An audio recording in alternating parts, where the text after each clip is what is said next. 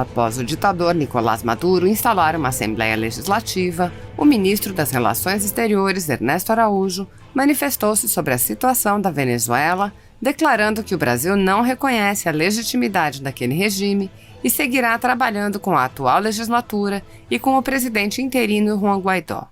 Araújo disse: ante a pretensão de Nicolás Maduro de instalar uma nova Assembleia, entre aspas, com base na farsa eleitoral de dezembro último, o governo brasileiro reitera seu reconhecimento à Assembleia Nacional legitimamente eleita em 2015 e seu compromisso com as forças democráticas da Venezuela.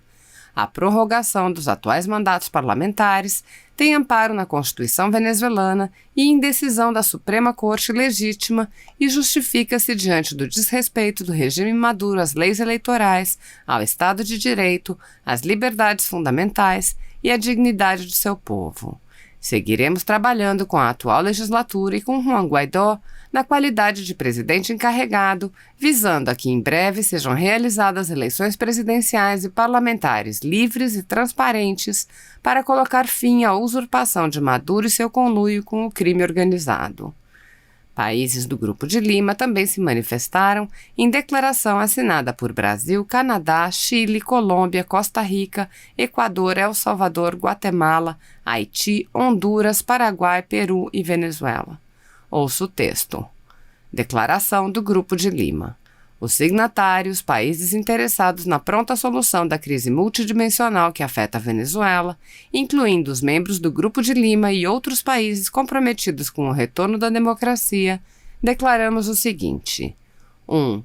Não reconhecemos a legitimidade ou a legalidade da Assembleia Nacional instalada em 5 de janeiro de 2021. Essa Assembleia Nacional ilegítima é produto das eleições fraudulentas de 6 de dezembro de 2020, organizadas pelo regime ilegítimo de Nicolás Maduro. 2. No marco do direito do povo venezuelano à democracia, consagrado no artigo 1º da Carta Democrática Interamericana, assinalamos que a Constituição da República Bolivariana da Venezuela não perdeu sua validade ao deixar de ser observada pela ditadura de Nicolás Maduro. 3. Reconhecemos a existência da comissão delegada, chefiada por sua legítima junta diretiva, estabelecida pela Assembleia Nacional, presidida por Juan Guaidó. 4. Apelamos à comunidade internacional para que se una ao desconhecimento e ao rechaço dessa Assembleia Nacional ilegítima e apoie os esforços para a recuperação da democracia, do respeito aos direitos humanos e do Estado de Direito na Venezuela. Nesse sentido, destacamos a importância de buscar convergências com outros atores internacionais para canalizar uma resposta comum que contribua para a consecução desses objetivos. 5. Reiteramos nosso chamamento aos atores locais e internacionais de todas as tendências ideológicas e filiações partidárias a privilegiarem os interesses da Venezuela e a se comprometerem urgentemente com um processo de transição definido e impulsionado pelos venezuelanos para encontrar uma solução pacífica e constitucional que leve o país a eleições presidenciais e parlamentares livres, justas e críveis o mais rapidamente possível. Os países signatários são Brasil, Canadá, Chile, Colômbia, Costa Rica, Equador, El Salvador, Guatemala, Haiti, Honduras, Paraguai, Peru e Venezuela.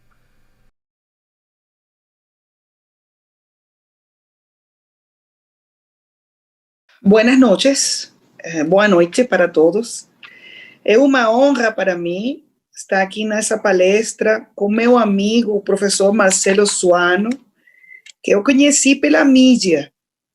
Quando ele escreveu esse livro inacreditável que conta a história da Venezuela, como destruir um país, ele me contactou pela mídia.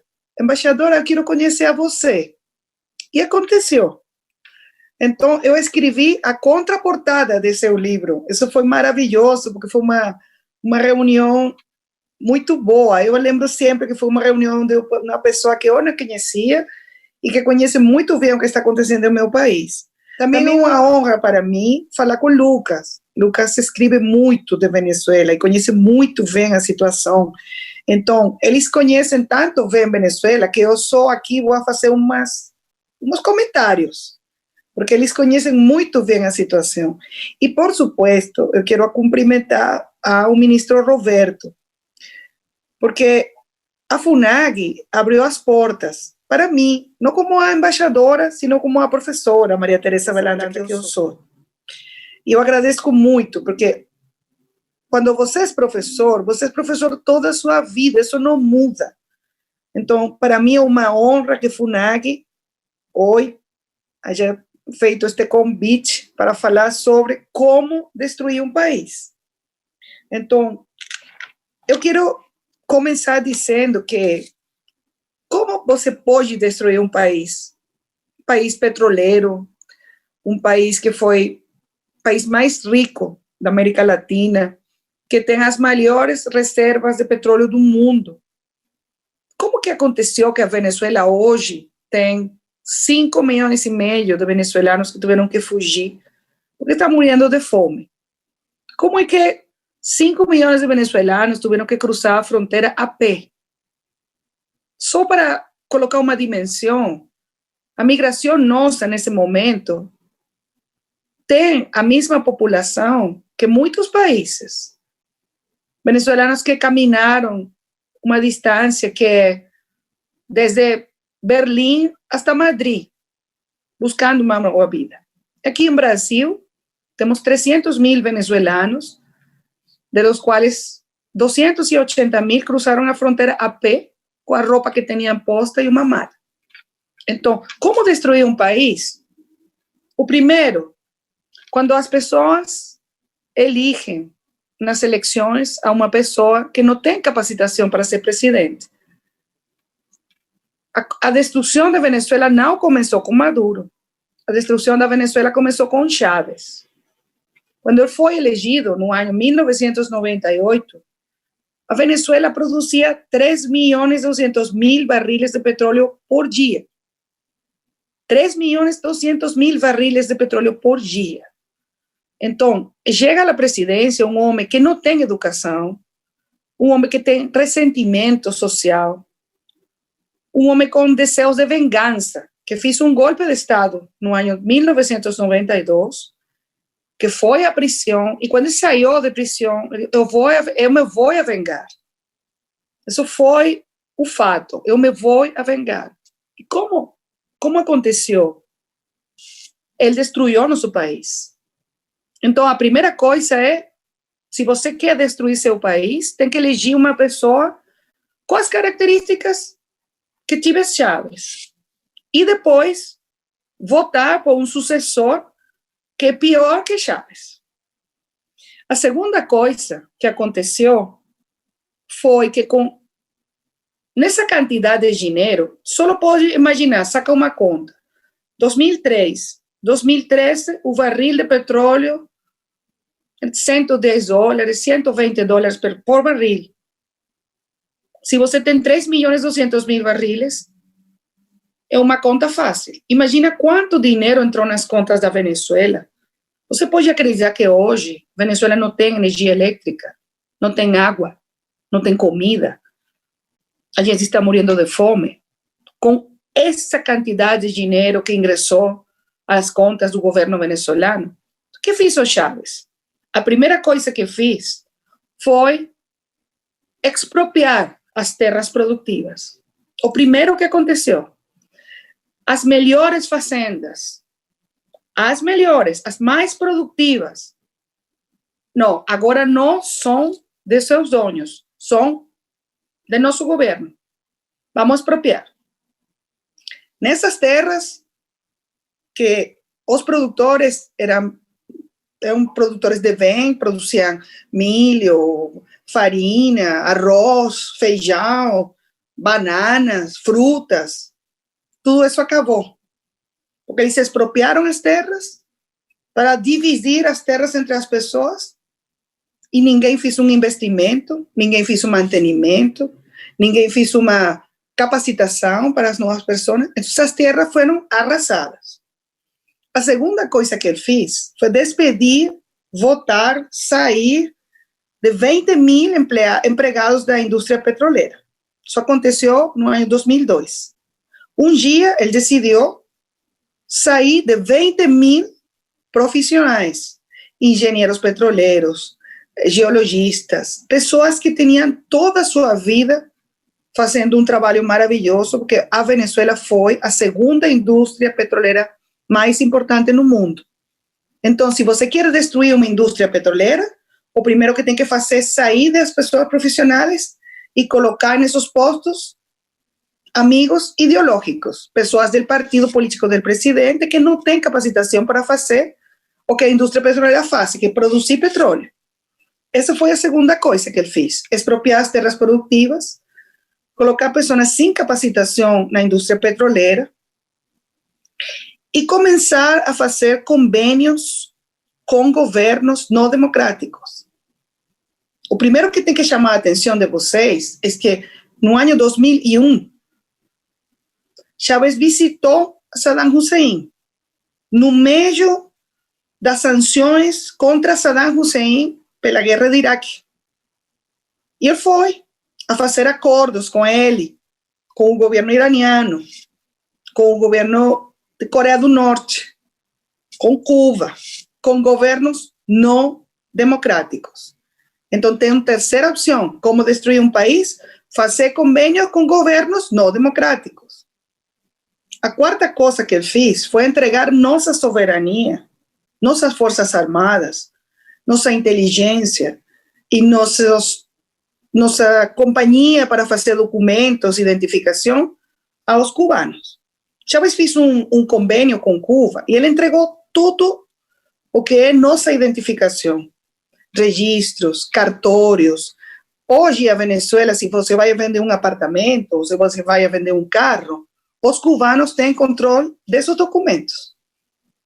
Aí tem uma quarta coisa, entregar a soberania a um governo estrangeiro. E Chávez abriu as portas para os cubanos, primeiro, e depois para outros, russos, chinos, iranianos.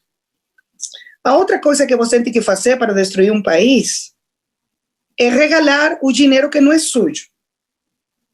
Chávez recebeu tanto dinheiro, foi como quando você ganhou a loteria. Então, ele decidiu repartir o dinheiro entre os amigos. Quando você precisa, Evo Morales, aqui tem dinheiro. Quando você precisa, Rafael Correa, aqui tem. Eu te vou regalar um helicóptero. Ele regalou helicópteros das Forças Armadas aos amigos. Você regala as coisas que são suas, você não regala um patrimônio nacional. Ele fez isso. Ele fez isso. Regalou nosso dinheiro, o dinheiro dos venezuelanos, o dinheiro de PDVSA. Regalou. E também fez uma estrutura burocrática de corrupção para beneficiar as pessoas que trabalhavam com ele, que isso foi CADIV, Comissão de Administração de Divisas.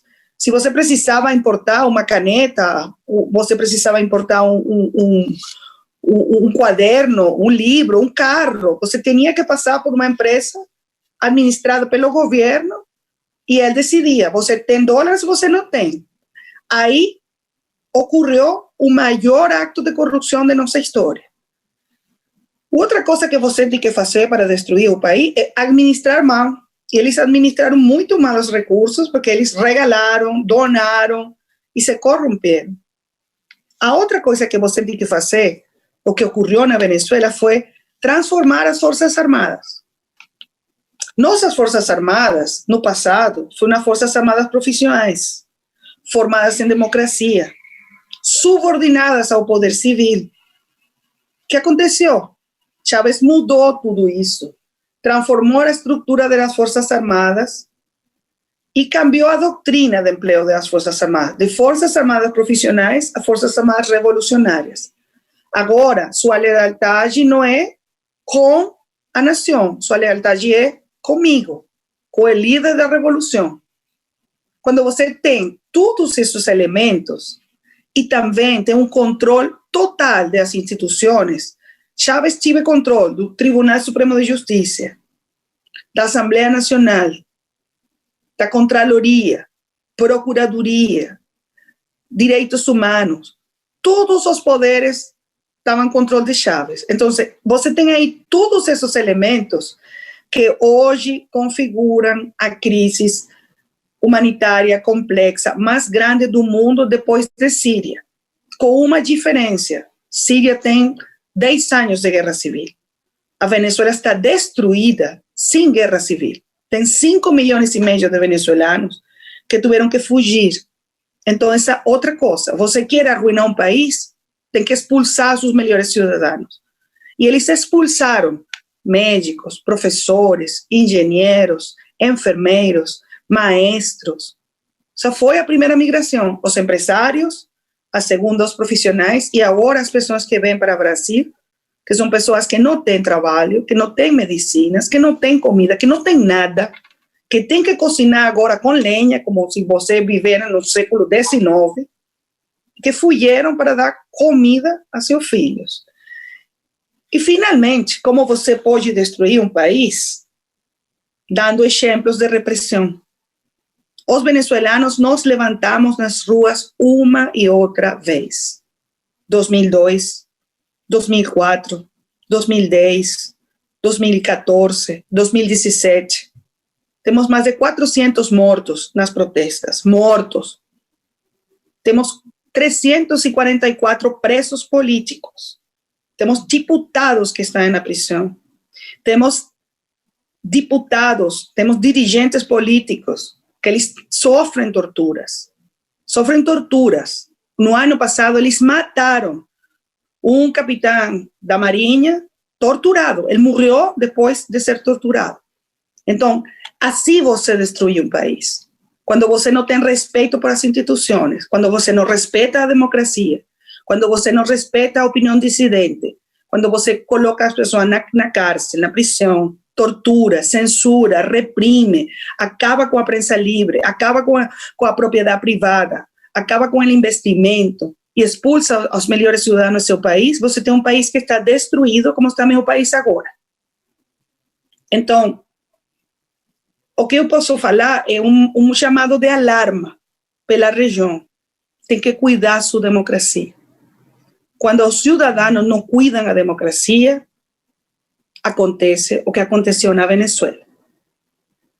Isso que eu posso falar com vocês. Eu vou deixar hasta aqui para escutar suas perguntas. Obrigada.